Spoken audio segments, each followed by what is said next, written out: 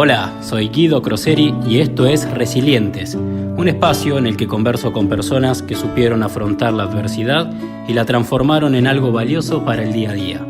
Acompáñenme en este trayecto en el que iré compartiendo testimonios que nos enseñarán a ver la realidad de otra manera.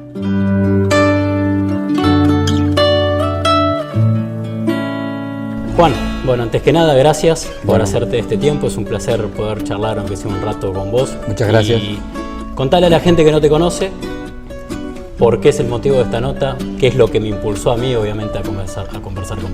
Bueno, ante todo, gracias a vos por haberme invitado a contar, narrar una experiencia de vida, algo que lo atesoré durante ya 37 años, que me ha permitido desde la guerra de Malvinas hasta este momento hacer un balance, hacer un análisis de lo que me tocó hacer, básicamente de eso.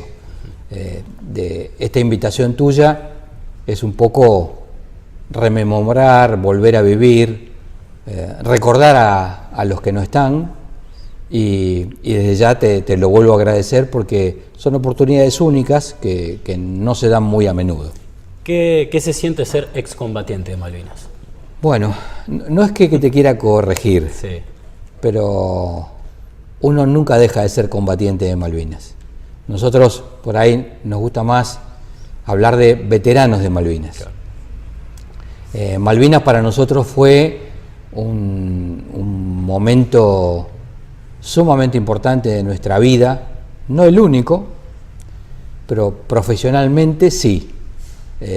Yo entré a la Escuela Naval en el año 1970 y como todos los oficiales de las Fuerzas Armadas, los suboficiales y los conscriptos, todos en algún momento después de ese ingreso hicimos un juramento, y ese es el juramento a la bandera. Seguirla constantemente y defenderla hasta perder la vida.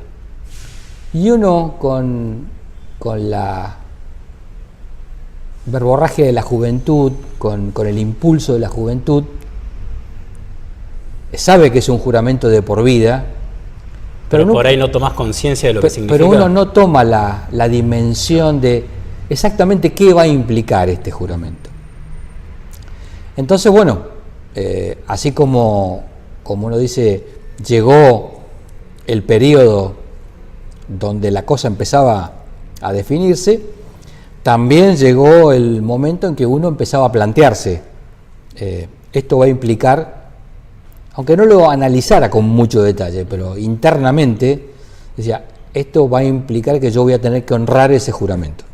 Porque uno, una vez que se incorpora, por decirlo así, a las Fuerzas Armadas, empieza a tener un entrenamiento, pero nadie te entrena para la guerra, me imagino. O sea, bueno, a ver, el entrenamiento que uno recibe en las Fuerzas Armadas es un entrenamiento que está pautado, está muy definido, no es un entrenamiento al azar, uno va subiendo escalones de una escalera, ¿no? Va pasando de un peldaño al próximo, en un ambiente controlado, en un ambiente donde en general no existe el caos, sino existe el método, la disciplina, el estudiar previo a entrenar, el después de entrenar hacer una crítica de lo que uno hizo y cómo lo hizo y qué resultados obtuvo. Lo que cambia en la guerra es que sobre todo eso sobreviene el caos. Claro. El caos de la meteorología, el caos de no tener exactamente claro qué es lo que va a hacer el enemigo. Estamos enfrentándonos con voluntades. Yo quiero cumplir una tarea, el enemigo puede tratar de impedir que yo cumpla esa tarea, o puede tener su propia tarea y yo tendré que tratar de impedir que la cumpla. Las estrategias. Básicamente, uno habla de estrategias en un marco superior, podemos hablar de estrategia nacional, de estrategia militar, después pasamos a la estrategia operacional, que es cómo se disponen las fuerzas en un determinado teatro de operaciones, y después pasamos a la táctica, que la táctica es lo que hace una unidad en el terreno, en el escenario donde le toca enfrentarse al enemigo. Eso es táctica pura. Ahí, dentro de la misma guerra de Malvinas, me imagino que hay muchas guerras, porque dentro del rol que jugó cada uno, que le tocó vivir a cada uno, tuvo su propia experiencia de vida. ¿Cómo fue tu guerra? Bueno, creo que acá sí vale una aclaración muy importante. Los veteranos de Malvinas, ninguno de los veteranos de Malvinas tomó la decisión de ir a la guerra. La guerra se decidió en otro nivel, en el nivel de la estrategia nacional, de la estrategia militar. Nosotros fuimos quienes llevamos esa guerra adelante. Y vos recién me consultabas cómo fue mi guerra. Mi guerra fue, como para todos, una sorpresa. ¿Vos tenías 29 años? Yo tenía 29 años, los había cumplido el 13 de febrero de ese año 82. Mi comandante, que para mí era un señor mayor y hoy tengo la satisfacción de decir que es uno de mis mejores amigos, tenía tan solo 38 años.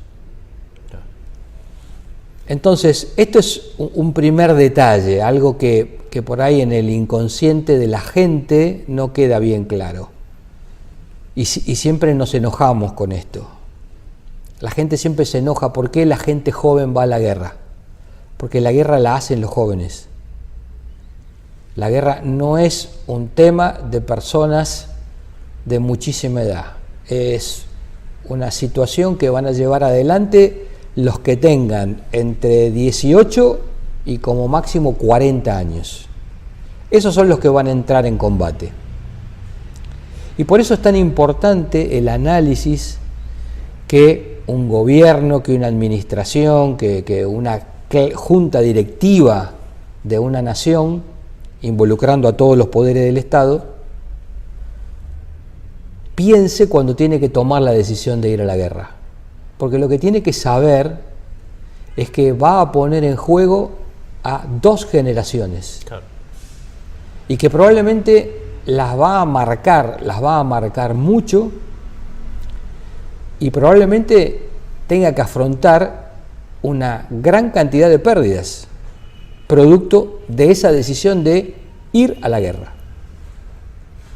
Ahora bien, y qué responsabilidad, ¿no? Porque por supuesto, se están formando recién, son personas que están generando su etapa de formación, de valores, Estás pasando en gran medida, no todos, pero estás pasando de tu adolescencia a tu juventud, y de tu juventud recién estás entrando en tu madurez plena como ser humano. Entonces, ¿qué pasa con eso? Era tan secreta la operación de la reconquista de Malvinas. Yo siempre te voy a hablar de Malvinas en estos términos. Nosotros fuimos a reconquistar Malvinas. ¿Por qué? Porque Malvinas es un territorio que es propio. Está ocupado por una potencia extranjera. Estamos todos de acuerdo. Pero nosotros fuimos a recuperar las Islas Malvinas para el patrimonio de la República Argentina. Entonces, el 23 de marzo de 1982, nosotros comenzábamos nuestra primera etapa de navegación de práctica. En la Armada, normalmente para esa época, se realizaban 5 o 6 etapas de navegación en el año. Cada una de esas etapas duraba del orden de 15-20 días. O sea que si hablamos de 5 o 6 etapas, hablamos de que un tercio de ese año, del que fuera de adiestramiento y entrenamiento, se hacía en el mar en operaciones. El resto del tiempo se hacía en las bases en tierra, en los simuladores, yendo a clases, estudiando, haciendo preparación física. practicando las maniobras que uno iba a hacer en el mar, en tierra. Nos embarcamos el 23 de marzo, embarcamos con 3 aviones. Yo volaba un avión que se conoce como Tracker, es un avión fabricado por la empresa Grumman de los Estados Unidos, un avión fabricado en los años 60, o sea que ya para la Guerra de Malvinas tenía 22 años de fabricado aproximadamente. Mi escuadrilla se llama, y digo se llama porque todavía continúa activa, la Escuadrilla Aeronaval Antisubmarina. Nuestra función era, como el nombre lo dice, prepararnos para la lucha contra los submarinos que fueran, y teníamos una tarea complementaria que era la búsqueda de unidades de superficie, o sea, barcos. Porque en la guerra en el mar, una de las cosas más difíciles que se plantea es esto de saber dónde está el enemigo, o sea, dónde está el buque que va a ponerse en contra mío, o dónde está el buque que yo voy a tener que neutralizar para que no cumpla esa tarea que él quiere hacer. Entonces, nosotros habíamos tenido esa crisis con Chile en el año 78, y a partir del año 78 habíamos desarrollado un muy buen entrenamiento en operaciones. Quiere decir que nosotros todos los años, desde el 78 hasta el 82, embarcábamos 5 o 6 veces en el año y practicábamos una serie de maniobras que tenían que ver con la guerra antisubmarina y con la búsqueda en superficie de los barcos de un posible oponente. Llegamos a bordo, llegamos con los aviones a la mañana, y después del mediodía, a la mitad de la tarde, nuestro comandante nos reúne y nos dice: tenemos que desembarcar. Nunca había pasado. Nunca había pasado, gran sorpresa. Si era el primer día de embarco, nosotros nos imaginamos que quizá tuviera alguna avería el portaaviones, algo había pasado. O sea, no se hablaba de conflicto. No se hablaba de ningún tipo de conflicto absoluto. Creo que mi comandante tampoco sabía por qué lo estaban desembarcando. Volvimos a tierra. Al otro día fuimos a prestar servicio como lo hacíamos normalmente. En la milicia el servicio comienza 7:30 de la mañana, a las 8 la formación de pabellón, se dice el pabellón, y después todo el mundo va a hacer sus tareas. Ese primer día, después del desembarco, los comandantes, todos los comandantes de las 6 o 7 unidades que estaban en la base de Espora, la base aeronaval Comandante Espora, está muy cercana a la ciudad de Bahía Blanca. Fueron llamados a una reunión.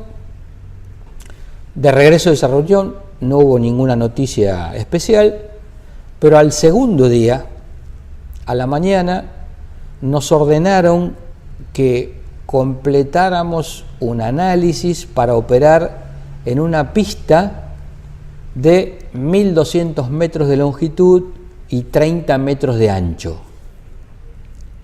Y la primera pregunta que nos hicimos es: ¿para qué? ¿Dónde está esa pista? También. Porque en la Patagonia Argentina no hay ninguna pista que tenga menos de 2000 metros. O sea, ya el primer indicio teníamos que íbamos a ir a algún lado que no era territorio conocido por nosotros. Y a las 48 horas de eso nos dieron la orden de volver a embarcar. Pero ya esa orden venía con: lleven todo lo necesario para realizar operaciones reales durante un periodo de 15 días. Así que entramos en una vorágine de logística, de empezar a pensar cuántos torpedos había que embarcar, cuántas sonoboyas, después te voy a aclarar bien qué son las sonoboyas, cuántas sonoboyas había que embarcar, cuántos repuestos, cuánto combustible había que tener a bordo, cuánto aceite. Bueno, o sea, ustedes lo único que hacían era cumplir órdenes y nada más, o sea, hay prepararse en función de esas órdenes. Exactamente. ¿En ningún momento cuestionaron el por qué o charlaban entre ustedes diciendo qué significa todo esto? Por ahí lo charlábamos, pero realmente no teníamos tiempo de charlar demasiado. Estábamos tan en que, ojo, en 48 horas nos vamos a navegar. que puede ser una operación real y que hay que llevar todo lo necesario para 15 días, que la verdad no nos daban las manos. Terminábamos, y tampoco la cabeza, o sea, para razonarlo. Terminábamos, a ver, esos 2 días fueron trabajar desde las 8 de la mañana hasta las 11 de la noche. Y terminamos embarcando y zarpando definitivamente el 28 de marzo al mediodía. Otra vez, procedimiento de embarque normal, ya con toda la gente a bordo, habiendo llevado toda la logística.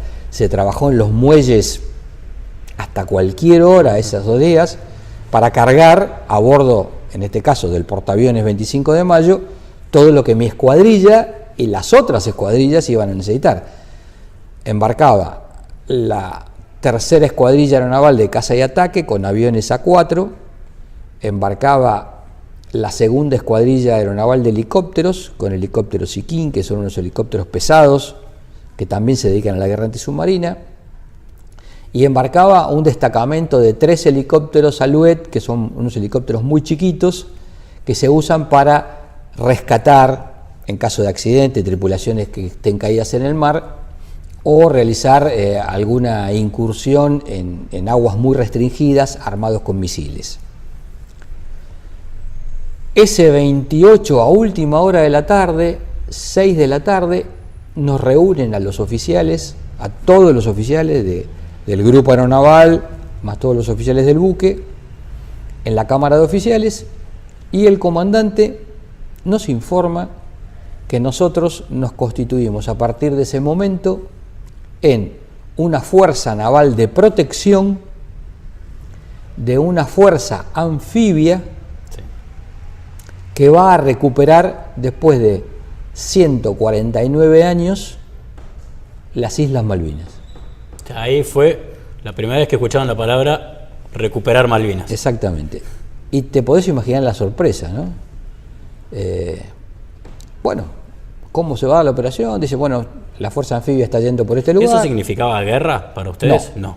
Significaba una operación, lo que se llama una operación militar en fuerza. Nosotros, y producto de la inteligencia previa que había hecho la estrategia operacional y la estrategia militar, sabíamos que en Malvinas en ese momento no había unidades de superficie, no había en principio unidades submarinas, y la guarnición que protegía las islas por parte de los británicos era el equivalente a 2 dotaciones normales. Ellos estaban haciendo el relevo de la dotación de esa fuerza de protección, que eran de 45 hombres, y entonces lo que había sucedido es que habían anulado la salida de los 45 relevados, o sea que había del orden de 90 hombres, 80-90 hombres.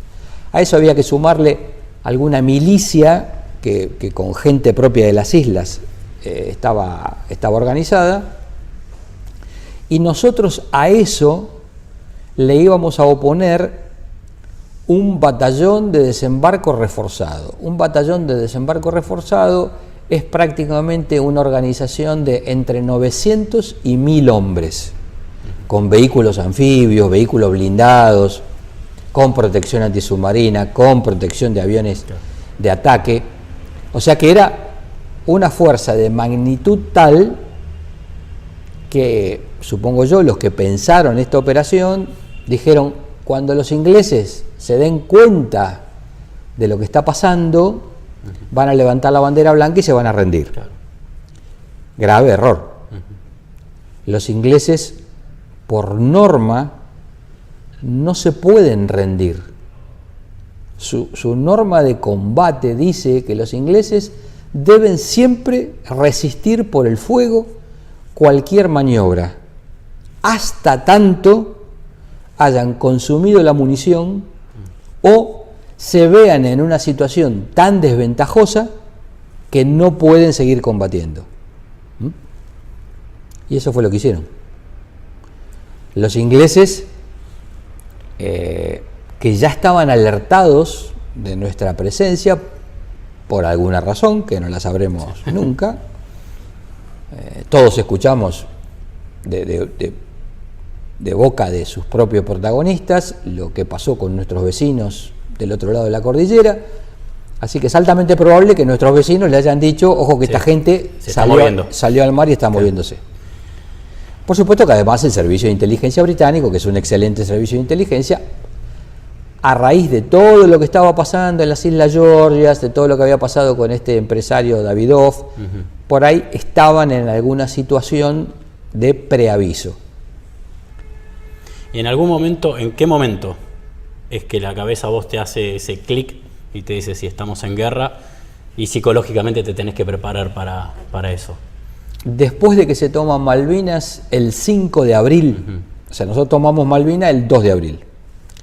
El 2 de abril nos dimos cuenta que los ingleses no se iban a rendir nunca, hubo que entrar en combate, las fuerzas de anfibia entró en combate con los británicos, tanto en Malvinas como en Georgias. Claro. En Malvinas fue el 2 de abril, en Georgia fue el 3 de abril.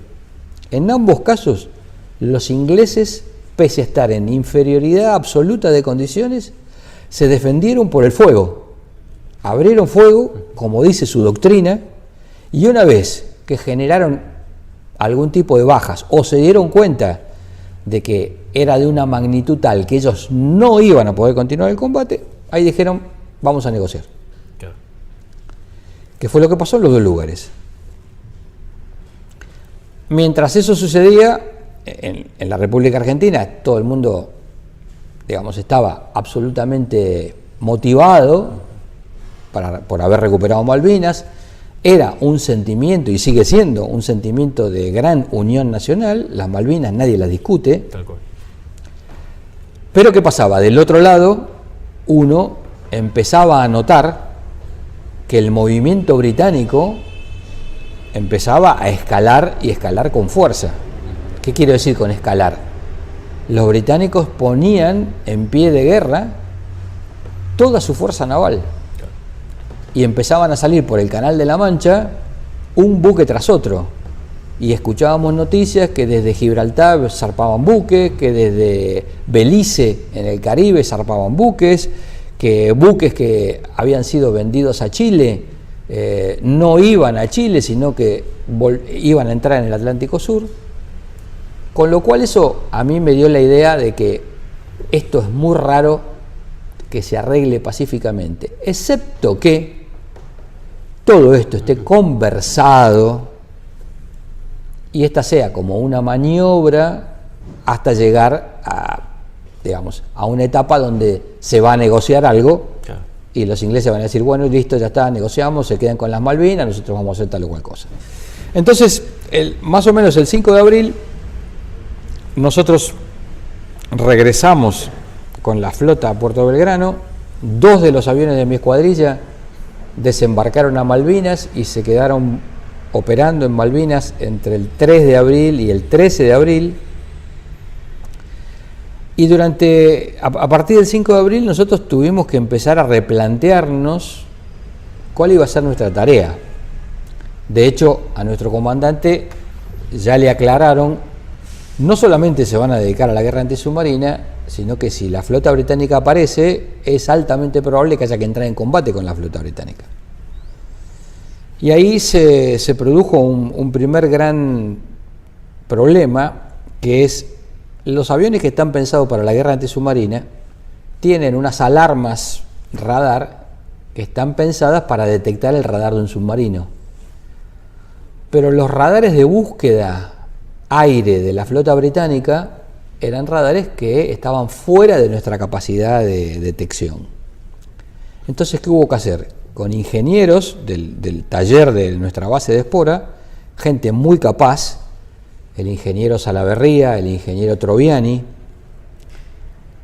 se diseñó un equipo muy rudimentario, pero muy eficaz, que nos permitió a nosotros encontrar las señales de esos radares. Eso hubo que desarrollarlo en 2 semanas. Claro.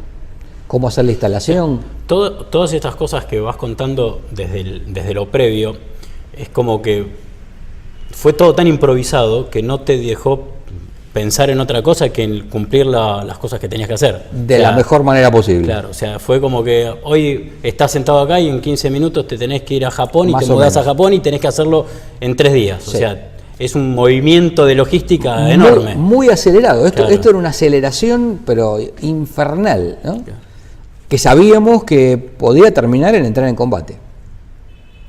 Entonces se entrenaba a la gente, se puso como se ajustó la sensibilidad de los equipos, se hizo todo un desarrollo en 15 días. Y ahí te voy a corregir un chiquitín. Sí. No se puede improvisar, se puede inventar una solución. ¿Por qué digo inventar? Porque improvisamos con lo que hay en la mesa, con una lámpara, una cámara, un micrófono, con esto improvisamos. Pero para diseñar una solución eficaz necesitas inventar. Claro. Y para inventar hay que saber. Y esto es lo que yo le agradezco a los ingenieros de la Armada, que con toda su capacidad fueron capaces de generar una solución que fue muy eficaz, que nos permitió a nosotros evadir todas las detecciones del enemigo. Los ingleses dicen, no nosotros, lo dicen ellos, que trataron de interceptarnos en 19 oportunidades y nunca llegaron a encontrarnos. Que estés acá significa eso. Algo de eso hay, sí. ¿No? O sea, y eso se lo vamos a agradecer de por vida a ellos. Entonces, ¿qué pasa? También empiezan a jugar ahora otras cosas. Te vas a una situación operacional donde podés terminar entrando en combate. ¿Cómo te vas de tu casa? ¿Qué le decís a tu familia? ¿No? ¿Vos ya tenías hijos? En ese momento yo estaba casado y tenía 2 hijos. Gonzalo, el mayor, que acababa de cumplir en enero 6 años y estaba en primer grado de la escuela primaria, y Rodrigo, el más chico, que es el que nos está acompañando por acá cerca hoy, que tenía 4 años y estaba en jardín de infantes. ¿Qué le decís a tu esposa? Que se prepare para qué, que se vaya a dónde. Claro. Entonces yo lo que le dije fue, mira, viste que recuperamos Malvinas, viste lo que está pasando, bueno, nosotros vamos a ir en prevención de una posible operación que se lance, creemos que está todo acordado, siempre para tratar de apaciguar sobre todo las ansiedades de una esposa que se tiene que quedar con 2 hijos pequeños en una ciudad donde no está su familia. Nosotros somos de Buenos Aires, oriundos de Buenos Aires, o sea que en Bahía Blanca teníamos amigos, pero no teníamos familia. Entonces ahí sí la familia nos apoyó mucho. Primero viajó mi madre unos días, después viajó mi suegra y se quedó con ella todo el tiempo. O sea que la familia se las arregló como pudo. Yo nunca me enteré ni cuándo llegó mi madre, ni cuándo llegó mi suegra. No había comunicaciones, o sea, no podías hablar. ¿Vos en ese momento eras consciente de que quizás era la última vez que veías a tu mujer, que veías a tus hijos? No me lo puse a pensar. Nunca me lo puse a pensar, ni siquiera cuando volaba.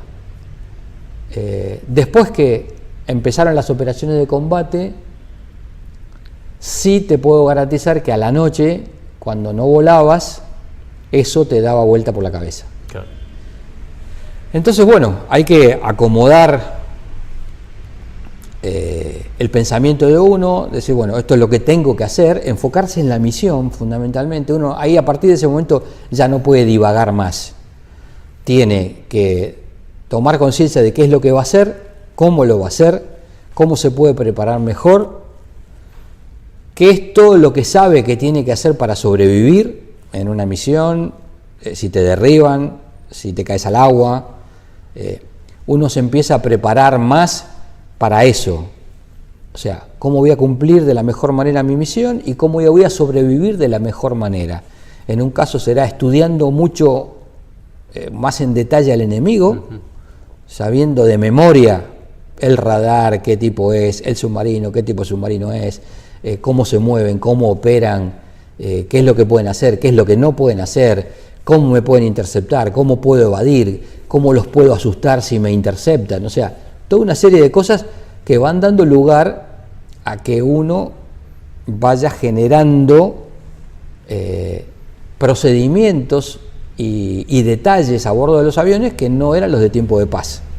Entonces, ¿Sentiste miedo en algún momento? Siempre se siente miedo. ¿Sí? O sea, aquel que te dice que una vez que arranca a cumplir con su objetivo, con su misión, no se siente miedo. El miedo es algo que aprendes en general a controlar. Y acá te voy a ser también muy sincero.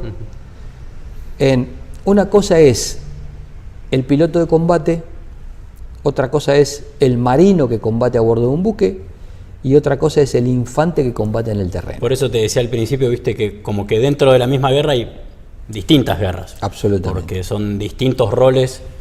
El piloto de combate tiene normalmente un tiempo prolongado de traslado desde su base hasta el lugar donde va a combatir. Y ese combate dura muy poco tiempo.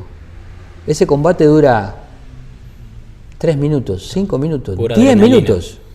Es pura adrenalina y uno está enfocado en cumplir con la misión. O sea, lo que te pase en ese momento va a ser absolutamente sorpresivo.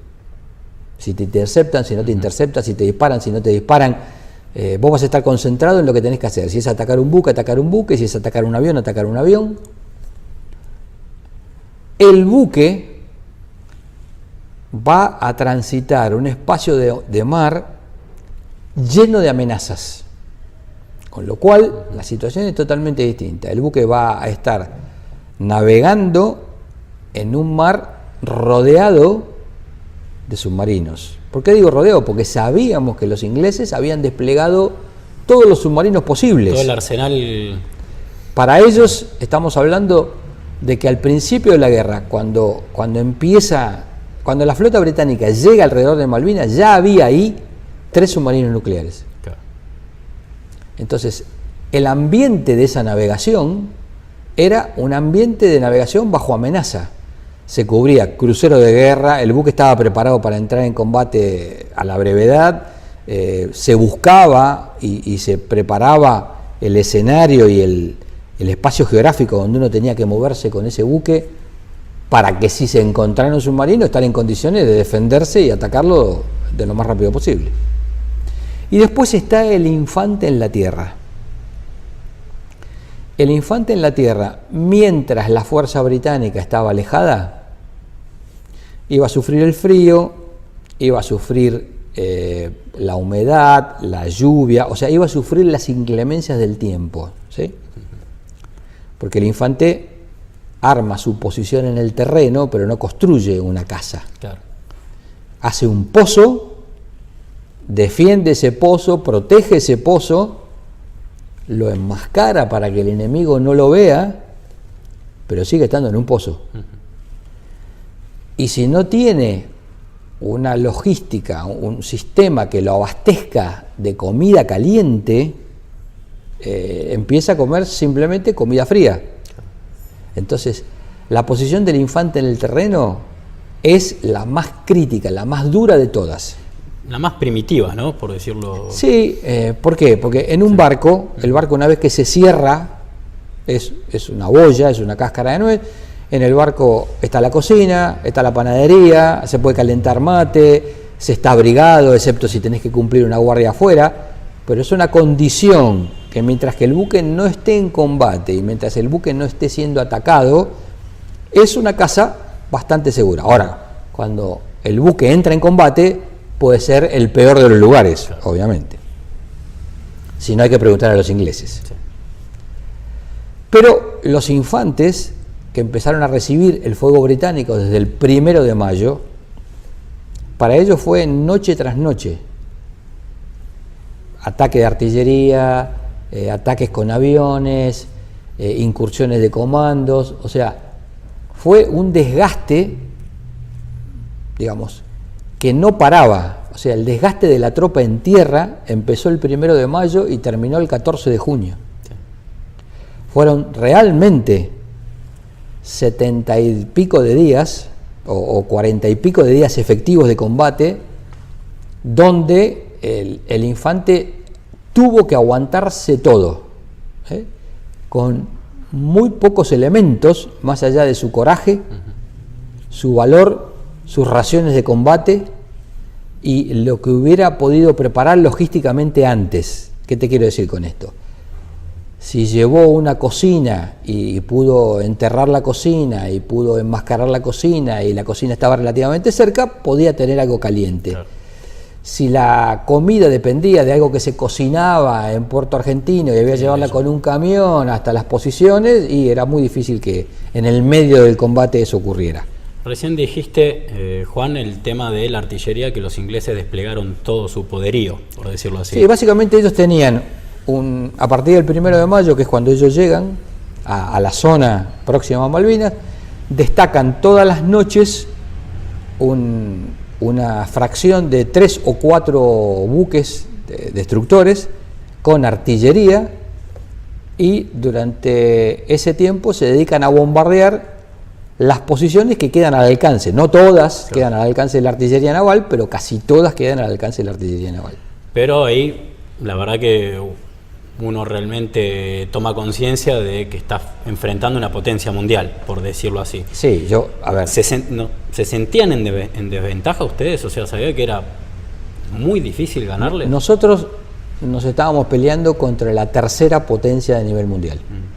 Primero Estados Unidos, segundo Rusia, tercera Gran Bretaña. En ese momento, estamos hablando de 1982. ¿Y nosotros qué seríamos? Si hay un ranking. Yo te podría decir que nosotros éramos la número 1, número 2 de Latinoamérica, y en el ranking mundial seríamos la número 120. Claro, lejísimo estaba. Lejísimo, absolutamente. A pesar de estar tan lejos, nuestros medios de combate eran una mezcla de medios modernos y medios que ya estaban al fin de su vida útil. ¿Por qué? Porque teníamos, en el caso particular de la Armada Argentina, componente aviación naval, aviones de la década del 60, como los A4, como los Tracker que yo volaba, y teníamos aviones fabricados en 1981, como el avión Superetandar que llevaba el misil Exocet. O sea, teníamos ahí una diferencia. Ahora, todos, independientemente del tipo de avión que tuviéramos, todos jugamos la mejor carta que teníamos con los medios disponibles. Nadie dijo, como yo tengo un avión viejo, entonces yo no voy. Claro. Nos preparamos de la mejor forma posible y fuimos a donde teníamos que ir, a donde nos mandaron, a cumplir la tarea que nos mandaron, con el avión y el armamento que teníamos disponible en ese momento.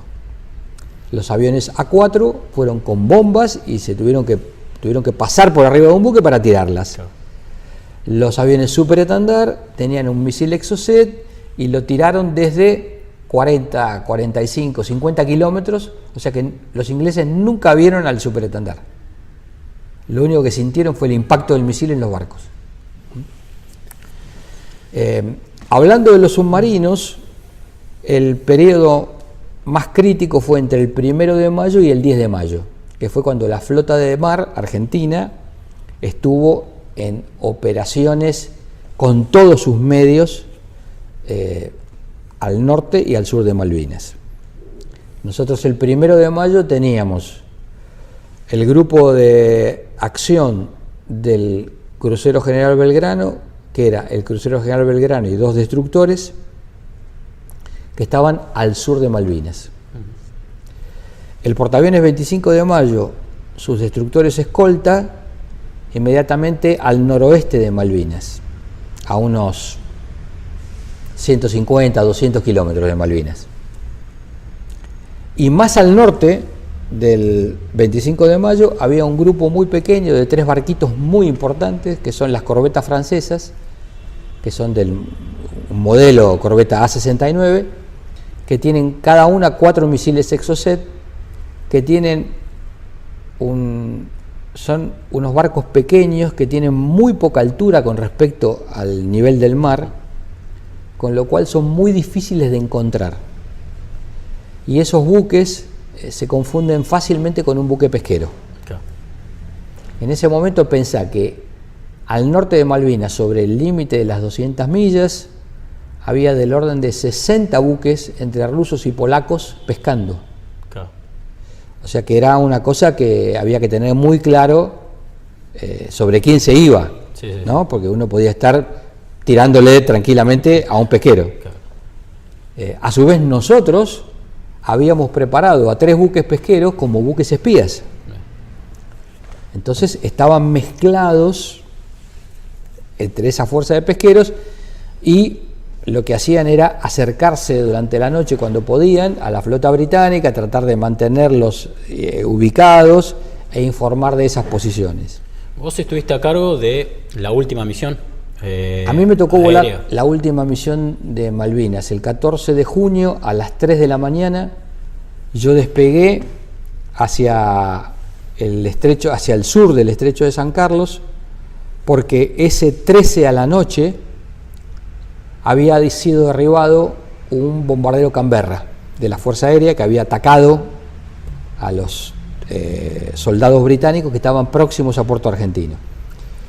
Esa tripulación se había eyectado, en principio pensábamos que los dos se habían eyectado, el piloto y el navegante bombardero del Canberra se habían eyectado bien, eran el piloto, el capitán Pastrán, y el navegante bombardero, el capitán Casado. Después nos enteramos con el tiempo que el único que había podido eyectarse del avión era el piloto, el capitán Pastrán, porque el asiento del capitán Casado había quedado inutilizado por el misil que le lanzaron los británicos, por lo tanto Casado cayó con su avión. Esto nos enteramos mucho tiempo después. Así que yo despegué a las 3 de la mañana, llegué a la zona del estrecho de San Carlos alrededor de las 6 de la mañana y ahí estuve hasta las prácticamente 8, 9 y media, 10 de la mañana, y ahí ya se empezó a escuchar de que había una situación, que había habido un alto el fuego, que se había combatido toda la noche del 13 en Puerto Argentino y que ese alto el fuego probablemente terminara en una negociación. Así que volvimos hacia Gallegos, o sea, nosotros operamos, los aviones de la Armada, operamos embarcados una parte hasta el 10 de mayo, y cuando la Armada decide que el portaaviones no está en capacidades de enfrentarse con los submarinos británicos, esta es una decisión de alto nivel que sí, a nosotros nadie nos preguntó, a nosotros nos ordenan ir a volar desde Río Gallegos. O sea, operaban desde tierra. Operamos desde tierra, entre el 12 de mayo y el 14 de junio. Dentro de todo ese periodo, ¿cuántas veces estuviste al borde de la muerte? O sea, Al borde de la muerte, ninguna. En situaciones críticas, 2. Uno fue el 29 de mayo, que nosotros creemos que nos intenta interceptar un Sea Harrier británico, y otro fue el 4 de mayo, donde regresando al portaaviones en una noche de niebla cerrada, casi nos tragamos el agua en la final de portaaviones, ¿no? Esos fueron los 2 momentos más críticos. Y a lo largo de la guerra volé 11 misiones de combate. Cuando te comunican que nos rendimos, o sea, que se termina el conflicto, ¿sensaciones encontradas de no haber podido cumplir con el objetivo, sí, pero regresar? Una gran tristeza por lo que había pasado en las islas, porque se había derramado mucha sangre, porque todos ya sabíamos que los combates habían sido muy intensos, teníamos claro que los ingleses habían sufrido un desgaste muy intenso. Ya para el 14 de junio los ingleses habían perdido 6 buques, que no es poca cosa. Decir que a la Marina Británica, la tercer potencia a nivel mundial, le hundimos 6 buques de combate. Y por otro lado sabíamos que los combates en el terreno entre cada una de las unidades británicas y las unidades argentinas habían sido realmente combates durísimos, a bayoneta calada y combate cuerpo a cuerpo, que no es lo usual en la guerra moderna. Entonces una profunda tristeza por esos que no habían podido volver. Y después no te voy a negar que a todos nos entró una cierta sensación de calma, de que bueno, pasó lo que pasó, hicimos lo que hicimos y ahora voy a volver o tengo la posibilidad de regresar a mi familia. ¿Cómo fue el regreso? El regreso fue muy, muy emotivo, muy emotivo. Yo me acuerdo que llegué a mi casa y nos encontramos los cuatro, nos abrazamos los cuatro, lloramos los cuatro. No podía ser de otra manera, no hubiera sido nunca de otra manera. Y después empieza, como uno siempre dice, a caerte la ficha de tus amigos que no volvieron, che, ¿y qué pasó con la familia de fulano y Mengano y aquel otro? Y todas las familias de Belgrano, y dónde están, y qué pasó, y cómo pasó. Vos pensás que en el hundimiento del crucero Belgrano se pierden 343 marineros, oficiales y suboficiales. Es el 50% de las bajas de toda la guerra. Claro. No es poca cosa. La aviación naval perdió 4 pilotos, 2 suboficiales mecánicos y 3 cabos artilleros que fueron a cubrir parte de la dotación del crucero Belgrano. Entonces, realmente fue duro, fue muy duro. Y recuperarse, volver al ritmo de vida habitual que tenías antes de... A nosotros, cuando regresamos, nos dieron una semana de licencia. Una semana. Una semana. El 24 de junio volvimos a Espora, estuvimos una semana de licencia y a la semana siguiente volvimos y lo primero que hicimos fue empezar a entrenar otra vez. Porque no estaba muy claro cómo seguía la película. Claro. No estaba muy claro si la Argentina realmente se había rendido o se había rendido solamente la guarnición Malvinas, y había que volver a salir. Nosotros lo que sí seguimos haciendo fue entrenando y mejorando todo lo que teníamos disponible. Gracias a Dios nosotros no tuvimos ninguna pérdida de ningún avión, o sea que teníamos nuestros 5 aviones enteros.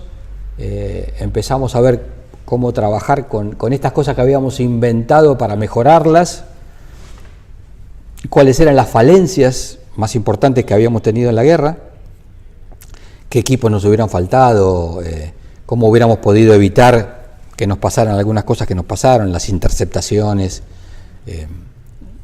Tuvimos algunas emergencias de motor, pero que no fueron catastróficas. O sea, todo eso colaboró, por decirlo así, para que la cabeza no quedara en Malvinas. O sea, para que... Claro, es muy distinta la situación, te vuelvo a insistir, de alguien que está con un ritmo de trabajo a un conscripto, claro, que lamentablemente llegó al continente y lo que hicieron fue darle licencia y decirle te vas a tu casa y si te he visto no me acuerdo. Claro.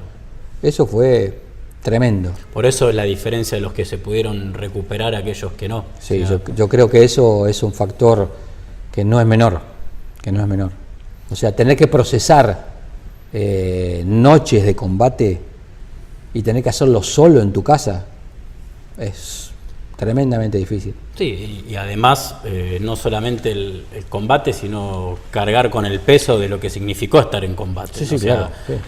Los amigos que no están, porque hay una cosa que mucha gente por ahí no dimensiona.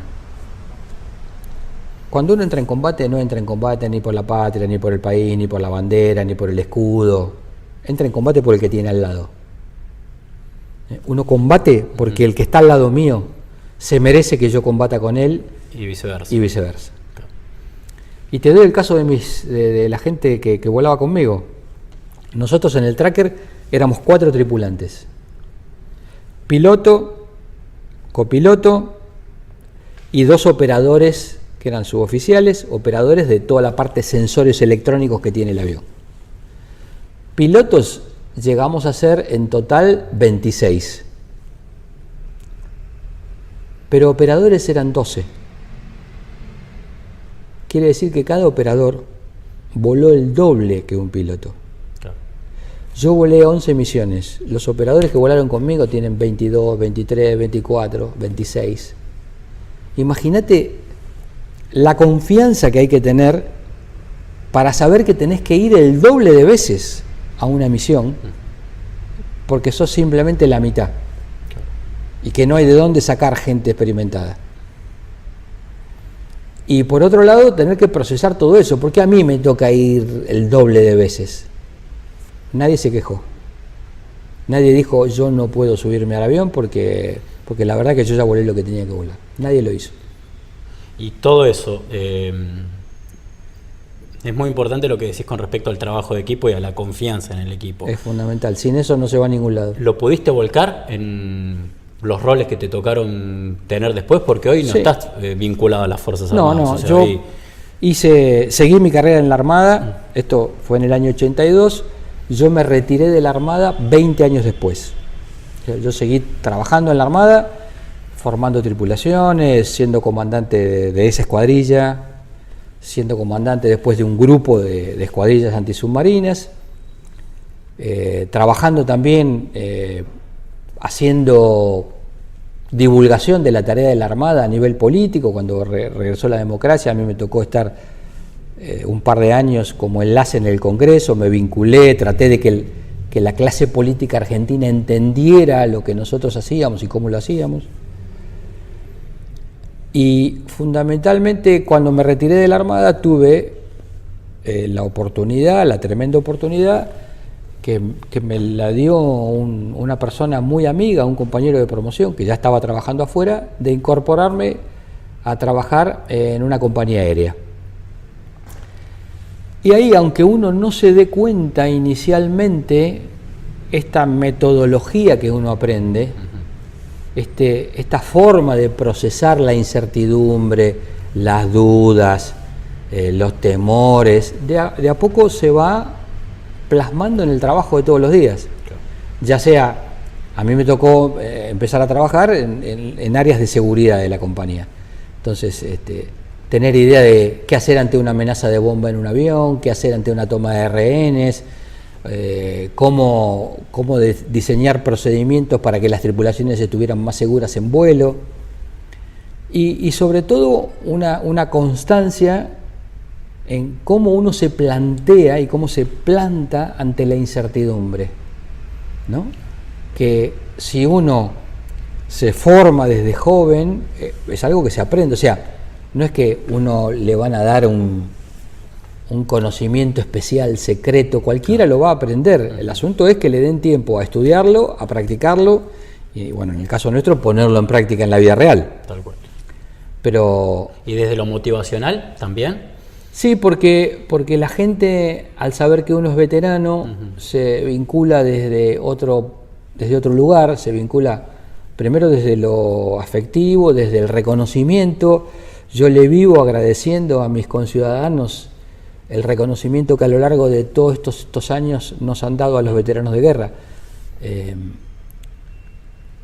Sobre todo cuando los veteranos pudimos tener voz. Claro. Sobre todo cuando los veteranos nos animamos a contar lo que había pasado.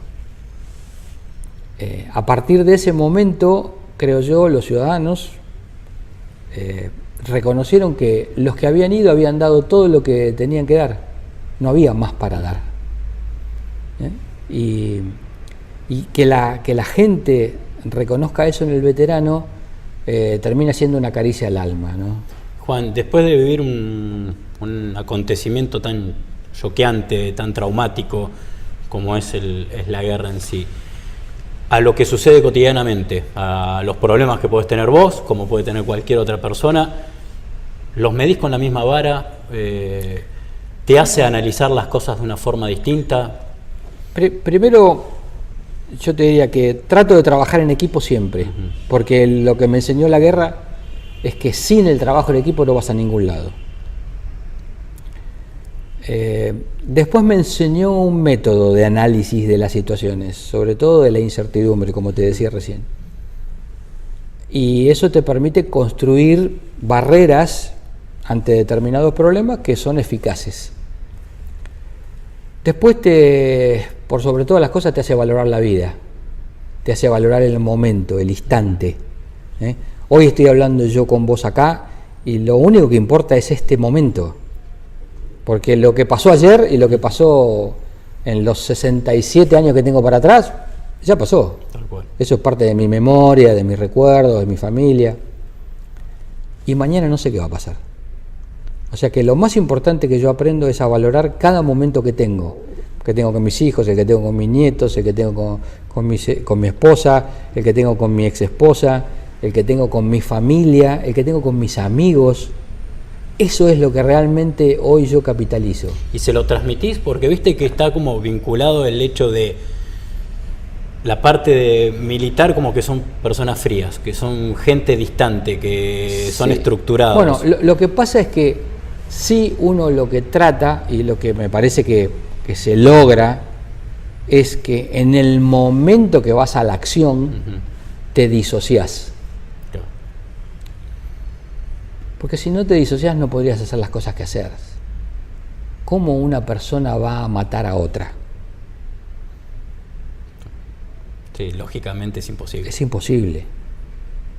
Es lo que hace un asesino. Un asesino se disocia. Alguien quien tiene que entrar en combate con otro, sea cuerpo a cuerpo, sea desde un avión, sea desde un barco, un submarino, donde sea, sabe que va a materializar una cantidad de energía que va a generar daño. Y para hacer eso hay que estar disociado. Hay que tener la capacidad de separar eso de lo que uno es interiormente. Uno no es un asesino.